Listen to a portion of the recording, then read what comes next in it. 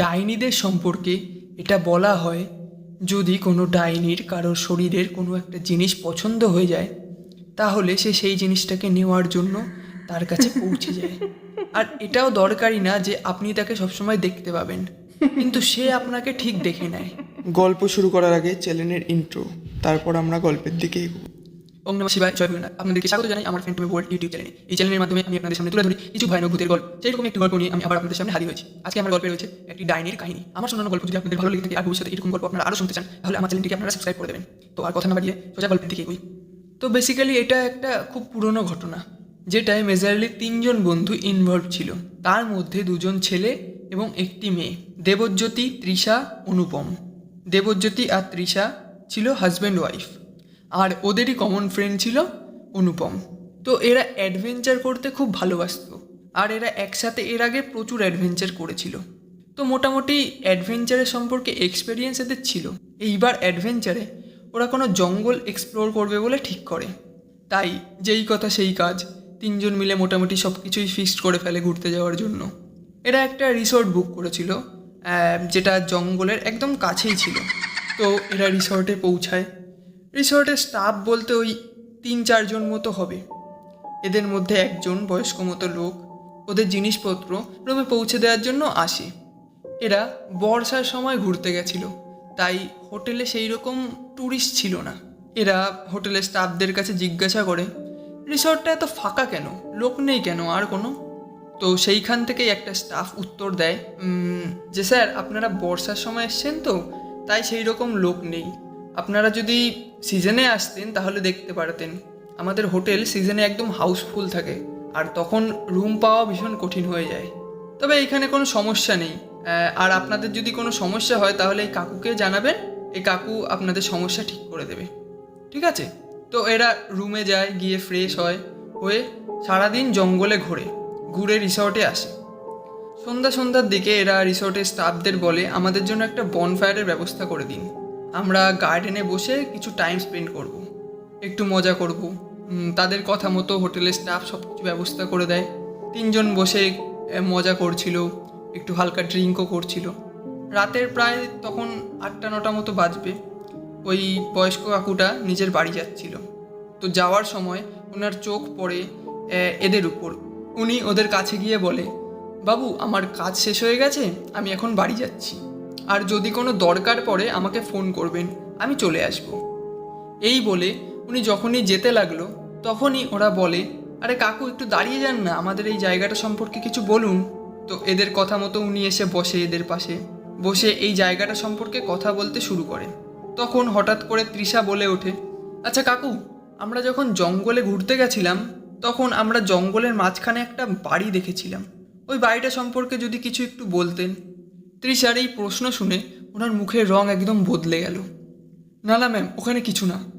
তো কাকুর এইরকম আচরণ দেখে ওরা বলে, আরে আপনি এত ভয় পাচ্ছেন কেন ওটার কথা শুনে? ওইটা একটা খুব ভয়ঙ্কর জায়গা, এটা সম্পর্কে কথা না বলাই ভালো। কেন এইরকম কেন?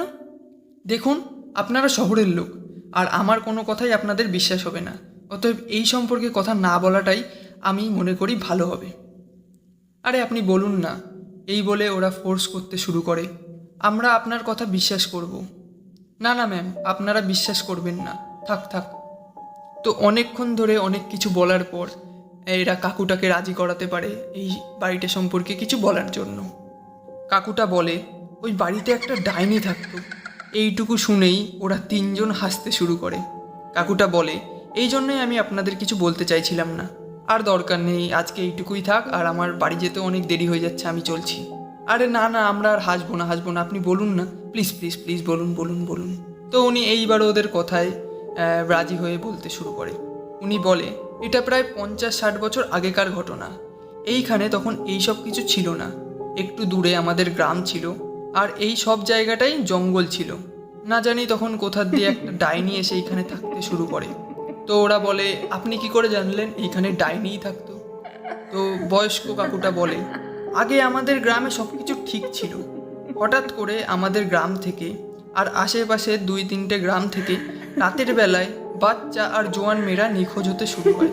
রাতের বেলা ঘরে ঘুমাচ্ছে, পরদিন সকালে উঠে আর নেই। সন্ধ্যাবেলায় এক বাড়ি থেকে অন্য বাড়ি যাচ্ছে, মাঝখান দিয়ে গায়েব হয়ে যাচ্ছে, কোনো খোঁজই পাওয়া যাচ্ছে না।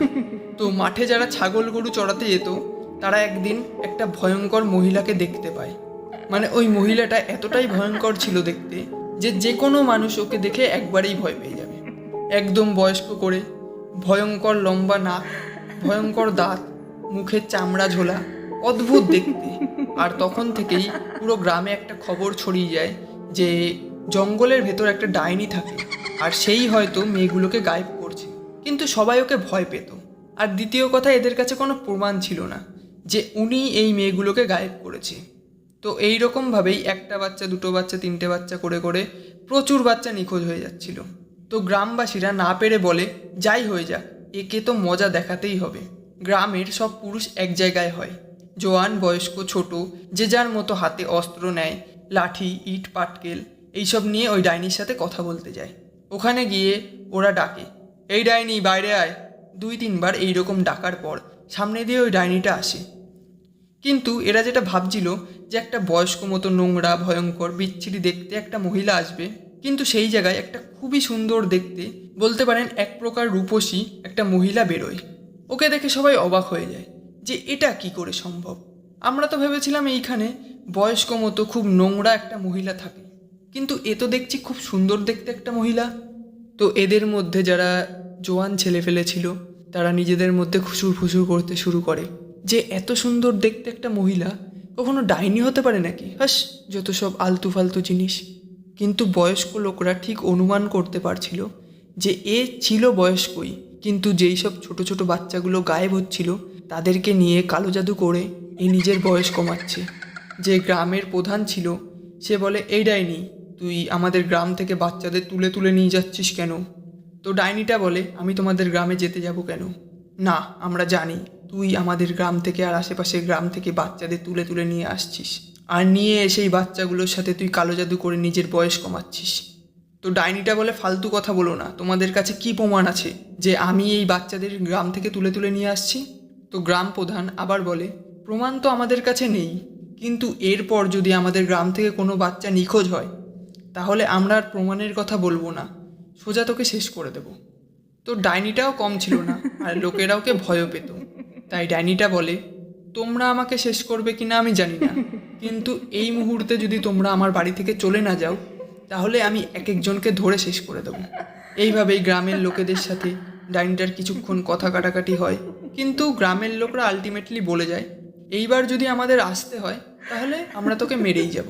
ঠিক আছে ঠিক আছে, যাও যাও, বেরো, এখন বেরো, যাও। তো সব গ্রামবাসী আবার গ্রামে ফিরে আসে। ওইখানে যেই সব জোয়ান ছেলেরা ছিল তারা বলে, ভাই ভাই, তোরা কি দেখেছিস ওই ডাইনিটার ডান পায়ের একটা আঙুল ছিল না? এই কথাটা আস্তে আস্তে সব গ্রামে ছড়িয়ে যায় যে ওই ডাইনিটার ডান পায়ের আঙুল নেই। সেই ঘটনা 2-3 মাস পর্যন্ত গ্রামে সব কিছু ঠিকঠাকই ছিল, কিন্তু আবার 2-3 মাস পর একদিন রাতে আবার একটা মেয়ে নিখোঁজ হয়। সবাই সেই মেয়েটার বাড়িতে দেখতে যায়।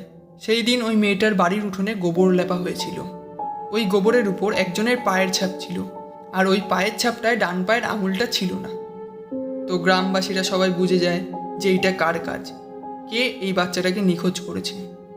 আবার গ্রামের সব লোকজন একত্রিত হয়, হাতের সামনে যা পায় ইট, লাঠি, পাটকেল নিয়ে ওরা ডাইনিটাকে মারতে ওর বাড়িতে যায়। গ্রামের সব লোক ভীষণ রেগেছিল। ডাইনিটার বাড়ি গিয়ে সবাই ডাক দেয়, এই ডাইনি, বেরো বেরো বলছি। বেরোনোর সাথে সাথে কোনো কথাবার্তা না বলে সবাই সোজা ওই ডাইনিটাকে মারতে শুরু করে।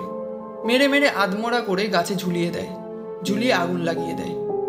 মরতে মরতে ওই ডাইনিটা বলে যায়, তোমরা কি ভাবছো তোমরা মারবে আর আমি মরে যাব? আমি মরবো না, আমি এইখানেই থাকবো, আর তোমাদের এক একজনের কাছ থেকে আমি বদলা নেব।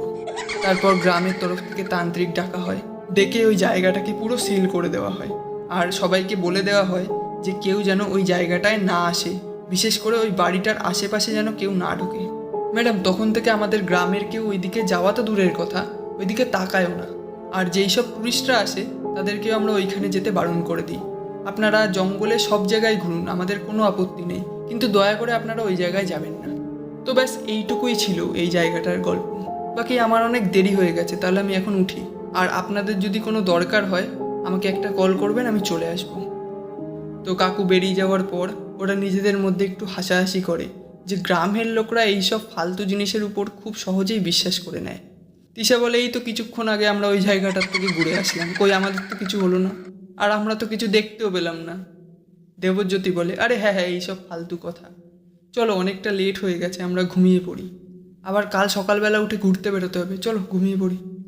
এরা সারাদিন ঘুরে খুব টায়ার্ড হয়ে গেছিল, আর হালকা একটু ড্রিঙ্কও করা ছিল, তাই রুমে যাওয়ার সাথে সাথে এরা দুজনে ঘুমিয়ে পড়ে। এদের যে কমন ফ্রেন্ড ছিল সে একটা রুমে ছিল, আর এরা দুজন হাজব্যান্ড ওয়াইফ একটা রুমে ছিল। দুজন হাজব্যান্ড ওয়াইফ ঘুমাচ্ছিল। ঘুমাতে ঘুমাতে দেবজ্যোতির মাঝরাতে ঘুম ভাঙে একটা আওয়াজে। তখন ও হালকা একটু নেশায়ও ছিল আর একটু টায়ার্ডও ছিল। ও উঠে দেখে, মানে শোনে, কেউ বাংলায় কিছু গুনছে, 15, 16, 17, 18 এইরকমভাবে গুনছে। তো ওর মনে হয় যে ওর ওয়াইফ হয়তো টাকা পয়সা কিছু গুনছে। চিল্লিয়ে বলে, আরে এত রাতে কী করছো, ঘুমিয়ে পড়ো।